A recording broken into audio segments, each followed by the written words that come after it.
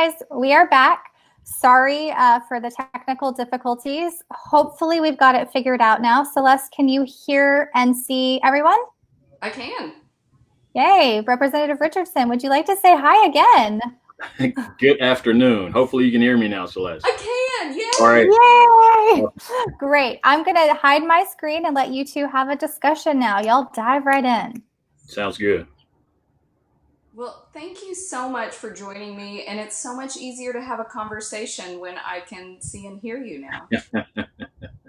Yeah, absolutely. I've got to apologize to you and the people that are viewing this that I don't know what I did to my camera that shows me I'm in night mode or something. I can't figure it out, but we can still have a conversation even though you can't see me real well. How's that? We can. We'll roll with it. So I just wanted to have this opportunity to just have a good conversation about sort of how the death of George Floyd has caused a lot of hurt and division. And I think that a lot of people are angry and scared and feel that there has been either a lack of division or just or an unequal weight of justice. So I would like to just hear what your thoughts are on this and kind of how we move forward as a community. Absolutely. So let me first say that what I'm giving is only my opinion. I'm not speaking for the entire Black race, but I can give you my viewpoint and my feelings on how I deem things and how I see things. Um, you know, what we saw on video was beyond heartbreaking. The problem with that is something that a lot of Black people have seen, have discussed, and have talked about for decades. It continues to be a problem inside and outside of our communities. Whether it doesn't matter if you're in Minneapolis, New York, or Fort Smith, Arkansas, there's always been some challenge with people that look like me and law enforcement. And unfortunately, we continue to see lives lost at the hand of police that don't look like the people that they're policing. And I don't know. I think that relationship is far beyond anything I'm going to be able to fix in my lifetime. Hopefully, by the time my 8-year-old son is of my age, he'll be looking at a different United States. I hope. Yeah. I think about how, I think, this to me is not a Republican issue, not a Democrat issue, not a Christian or Muslim issue. This is a moral issue. And, we cannot legislate away racism, and we cannot legislate individual behavior. But what we can do is address the systemic structures that create injustice and really making sure that everyone has equal opportunity. And I think, when we go back to sort of the values that we have as Americans, are life, liberty, and the pursuit of happiness. Those are supposed to be our basic, inalienable rights. And when a person cannot go for a jog in their neighborhood or feel safe going to a gas station late at night, or worry about being pulled over by law enforcement for speeding, then we are not honoring those basic human rights. And I think that it is very important to just start at that level, and whether that needs to be additional training for law enforcement or just community outreach.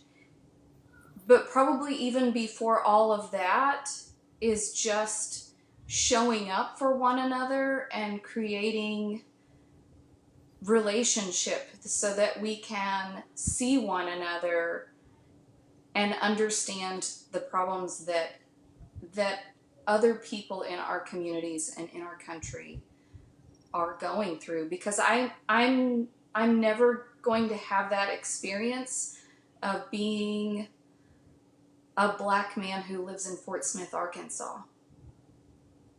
Yeah, I agree. And one thing that I've been asked a lot lately from many different friends that don't look like me is, what can I do, Jay? What can I do differently? How can I help? Where do you see this going? And my response is the same. And it's, in order for these things to change, it's going to take people that look like you having those conversations with people that look like you. Mm-hmm. People that look like me, we understand how we are perceived through law enforcement. We understand the challenges that are there. I understand that I've got to teach my 8-year-old son how to interact with the police. I've got to teach my 8-year-old son how to walk through certain neighborhoods and which ones you don't walk through. Those are things that I have to teach my son that other parents that don't look like me necessarily have to train their children. But the conversation begins, in my opinion, when someone like Celeste is in a room full of people that look like Celeste, that are close friends and confidants, and you take the initiative to stand up for those that look like me, and I'm not in the present, and when I'm not with you guys during that time, because it's got to start in those at the kitchen table, in those small group from church conversations that you have, where these things come up, but they're never addressed, they're never identified, they're never called out. And that's, in my opinion, that's got to happen. That needs to happen. Yeah. Because we've got to do something, because, lives are being lost, and they are being lost at a rate that nobody else is losing them. So that in my mind is where it begins. And I think it also is incumbent upon us all to have conversations that aren't always easy and that sometimes feel awkward, yeah, or painful. And, I think that we're going through this in a time where we are seeing a tremendous amount of just suffering in our nation, whether we're in a time where we are being quarantined and we feel separated and isolated from our friends and family members, and that is painful. And we're seeing a time where COVID is disproportionately harming our Black and brown brothers and sisters. We are in a time where normally we could lean on our faith community to draw comfort, and we're not able to do that because of that separation. And then I think you have all of that trauma, and then you have piled on just video after video of Black men, mm-hmm, being murdered. Yes. At the hands of people who are sworn to protect and serve our communities. And I think one of the things that I found most chilling about seeing that video, which is unbelievably awful to watch, is that, we hear this narrative that the police officer was scared for his life, and that is why he acted the way that he did. And I didn't see a police officer that was scared in that video. Well, and it's funny that you say that, because I totally respect. I've got many friends that are police officers, yeah, and I understand that their job isn't an easy one. But I will tell you, from where I sit and being in my skin, I am scared to death if blue lights ever go off behind me.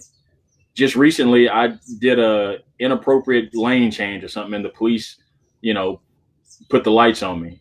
And my feeling of police pulling me over and what somebody else may feel is completely different.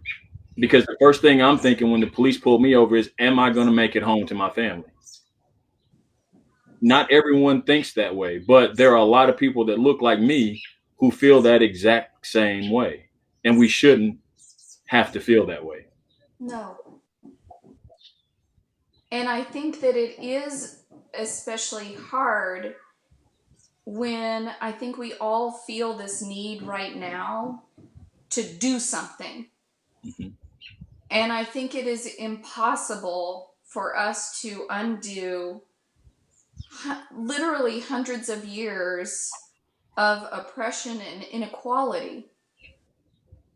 And so I think that sometimes the challenge is for us to just start where we are right now. Yeah. And there's not like a clear path of how we move forward, other than I think that it takes a tremendous amount of grace for us to have these hard conversations and be there for one another and make it safe for everyone in the community. Yeah, I think you've hit the nail on the head. Is that we have to be okay with having these uncomfortable conversations. We've got to be comfortable being uncomfortable, and that's how we begin to change the dynamic. The thing about that is when we have these conversations, we've got to walk out of the conversation with an action, and then hold each other accountable for what we've committed to doing.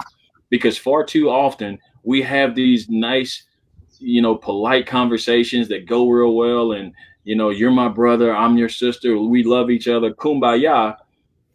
But by the time I've gotten home, I've forgotten everything that we just had a conversation about. And when I see that injustice, there's nobody holding me accountable for what I committed to do.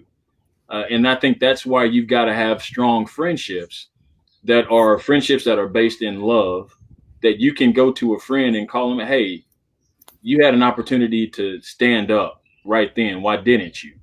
Yeah. Based on our conversations, you said that's what you were going to do going forward, but you failed.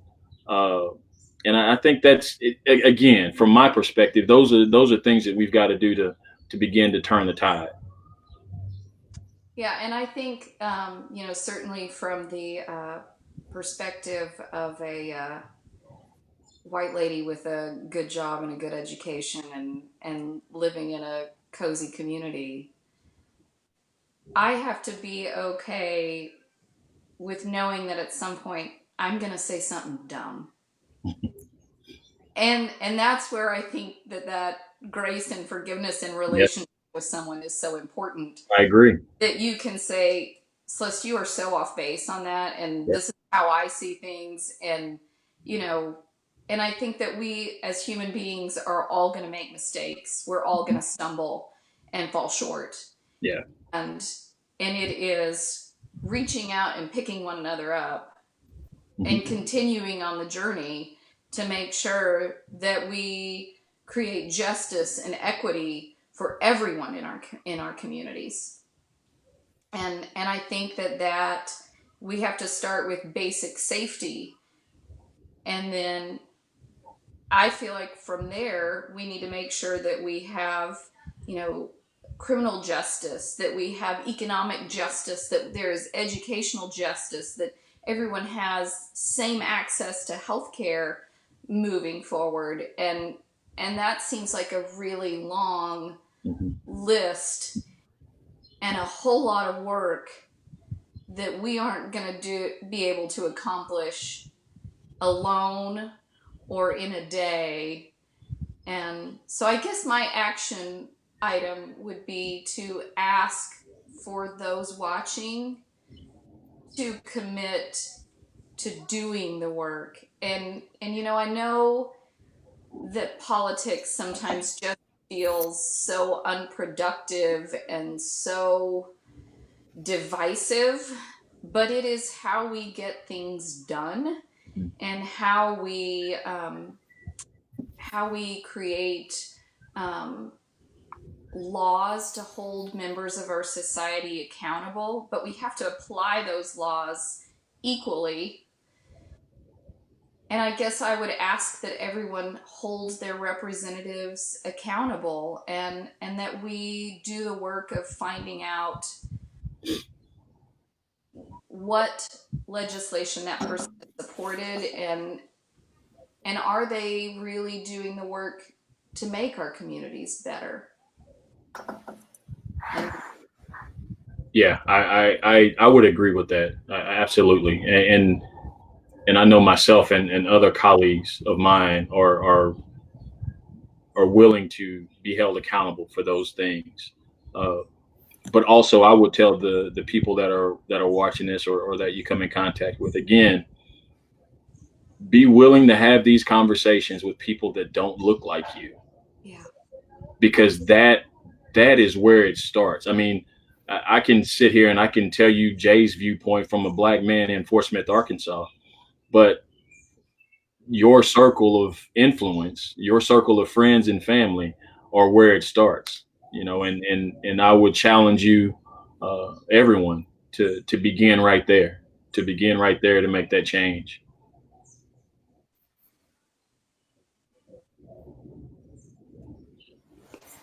Okay, friends, I'm going to hop in real quickly and just in case anyone who's just tuned in, we are having a discussion with Representative Jay Richardson of District 78 in Fort Smith, and Celeste Williams, candidate for Congress in Arkansas's 3rd District.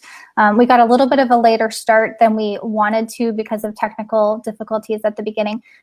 So we're going to have to wrap up pretty soon, but I wanted to allow Jay some time to talk more about how these events are affecting you and your community, what the reaction is that you're seeing to these nationwide protests, this outpouring of mourning and pain and anger. And then when Jay's done sharing with us, then I'll let Celeste wrap it up for us. Okay, thank you, Stephanie. I just recently came from a protest out off of Rogers Avenue today, where I took my wife and my son. So we feel like it's important that my son and I don't sometimes, but I talk more about my son because I know what it is to be a black male. I also have a daughter who's 23, or will be 23, who also deals with some of these things. But I speak about my son more often to that, just because his path will be so much different. Again, like I said before, the things that have happened with George Floyd, and countless others, are things that people in my community, people that look like me, again, have dealt with for decades, and we will continue to deal with these things until people like Celeste get in office and begin to change it at a national level, and me and my colleagues begin to change things at the state and local levels. I'm full of thought right now, and I'm kind of losing my track of what I was trying to say. But I would just leave with this: is our United States is more segregated than ever before. We're more divided than ever before, and we need to understand that, and understand that that's a challenge in front of us for us to fix individually. The more we try to act like it doesn't exist, or what happened in Minnesota can't happen in Arkansas, we set ourselves up for a huge fail. So please take the individual onus. If this is important to you, if what we saw on the video with George Floyd, if what we saw, we can stand up and say that's not right, we should be able to stand up and say the same thing with those people that we hold closest to us.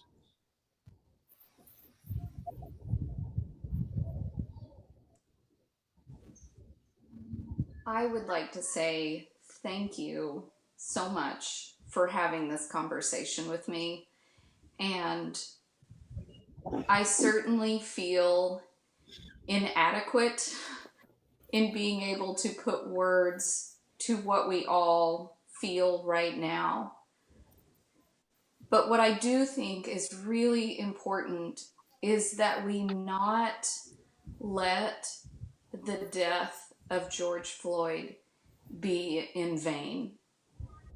I hope and I pray that it awakens in all of us a deep sense of injustice, and that we all work to make sure that everyone in our nation has equal opportunity to succeed in life. And that starts with the basic premise that we all have to be safe, and acknowledge that there are a lot of people in our country who are less safe just because of the color of their skin. That's exactly right. And that is a really hard thing to bear and to face. And I think that we can all do our part to try to make it better. I totally agree. So Thank you so much, Celeste, for what you're doing. Completely support you in your race, and we need you in the 3rd Congressional District. So best of luck to you. thank you so much, Jay, and thanks for all that you are doing. Absolutely.